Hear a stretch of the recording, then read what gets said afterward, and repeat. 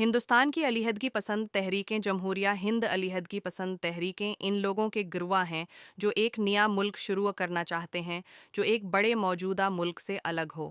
ہندوستان میں کچھ گروہ ایسے گروہوں کے لیے الگ ملک چاہتے ہیں جن میں نسلی یا زبانی فرق ہو۔ کچھ گروپ ایک علیحدہ ریاست کا مطالبہ کرتے ہیں، دوسرے علاقائی خود مختاری کا مطالبہ کرتے ہیں، جبکہ کچھ انتہا پسند گروپ بھارت سے مکمل آزادی کا مطالبہ کرتے ہیں۔ اروناچل پردیش کا کچھ حصہ جنوبی تبت کے متنازعہ علاقے سے تعلق رکھتا ہے۔ مجوزہ خود مختار علاقہ تیولا ملک ایک عسکریت پسند تنظیم اروناچل ڈریگن فورس یا ایسٹ انڈیا لبریشن فرنٹ مجوزہ خود مختار علاقہ ہاجونگ چکما ہوم لینڈ سیاسی تنظیم all Hajong Chakma homeland movement Arunachal dragon force ADF جسے ایسٹ انڈیا لبریشن فرنٹ بھی کہا جاتا ہے۔ مشرقی ہندوستان کی ریاست اروناچل پردیش میں ایک پرتشدد علیحدگی پسند تحریک ہے۔ ADF ایک ایسی ریاست بنانے کی کوشش کرتا ہے جو کہ برطانیہ سے پہلے کے تیولا ملک سے مشابہت رکھتا ہو، جو اس وقت اروناچل پردیش کے ساتھ ساتھ ہمسایہ آسام کے علاقے پر مشتمل ہو۔ آسام مجوزہ ریاست آسام بوڈولینڈ عسکریت پسند تنظیم united liberation front of Assam national democratic front of Bodoland جغرافیائی اور ثقافتی طور پر یہ خطہ جسے اب شمال مشرقی ہندوستان کہا جاتا ہے، انڈک ایشیا اور منگولائڈ ایشیا کی دو روایات کے درمیان ہے اور اسے جنوب مشرقی ایشیا کا حصہ سمجھا جاتا ہے۔ درمیان کی یہ جغرافیائی ثقافتی حالت علاقے کی شناخت کے بحران کا ایک اہم عنصر ہے۔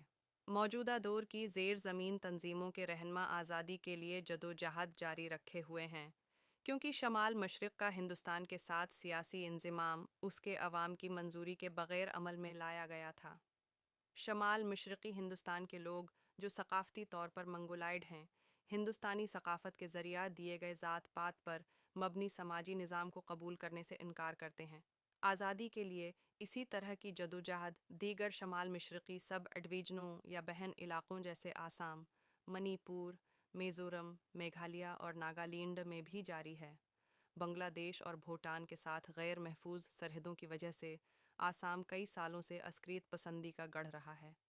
رگڑ کی بنیادی وجوہات میں 1988 کی دہائی میں غیر ملکی مخالف تحریک اور آسام بوڈو تناؤ شامل ہیں۔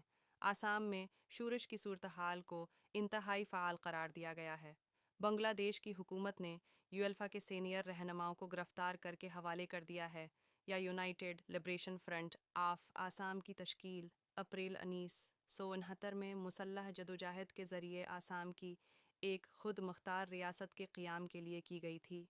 حالیہ دنوں میں تنظیم نے اپنے درمیانی درجے کے رہنماؤں کو کھو دیا ہے، جب ان میں سے بیشتر کو گرفتار کر لیا گیا تھا۔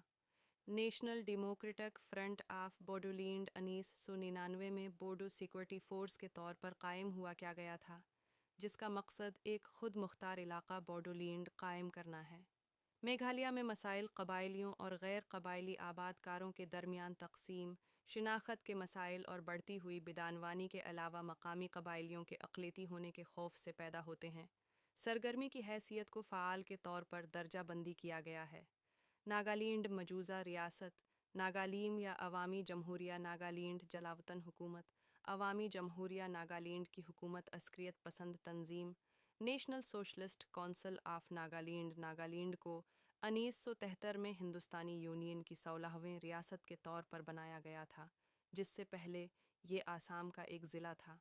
دو باغی گروپوں کو فعال کے طور پر درجہ بندی کیا گیا ہے، بنیادی طور پر مکمل آزادی کا مطالبہ کرتے ہیں۔ ناگا نیشنل کونسل فیزو کی قیادت میں پہلا گروپ تھا جس نے 1960 میں اختلاف کیا اور 506 میں وہ زیر زمین چلے گئے۔ جموں و کشمیر، بھارت، مجوزہ ریاست، آزاد ریاستہائے متحدہ کشمیر سیاسی تنظیمیں، all parties Hurriyat conference, Jammu Kashmir liberation front Hindustan اور پاکستان دونوں کہتے ہیں کہ کشمیر ان کی قوم کا حصہ ہے۔ کسی زمانے میں وہ دونوں ایک ہی ملک تھے۔ ہندوستان کو اس بنیاد پر تقسیم کیا گیا کہ کون سی پارٹی، کانگریس یا مسلم لیگ، ہر ریاست میں زیادہ مقبول تھی۔ انہوں نے اس بات پر جنگیں لڑیں کہ کشمیر کس ملک کو ملنا چاہیے۔ علیحدگی پسند کہتے ہیں کہ کشمیر ایک ایسا ملک ہونا چاہیے جو ہندوستان اور پاکستان دونوں سے الگ ہو۔ پنجاب، بھارت، مجوزہ ریاست خالستان خالستان موومنٹ آندھرا پردیش بھارت مجوزہ ریاست آندھرا تلنگانہ بھارت مجوزہ ریاست تلنگانہ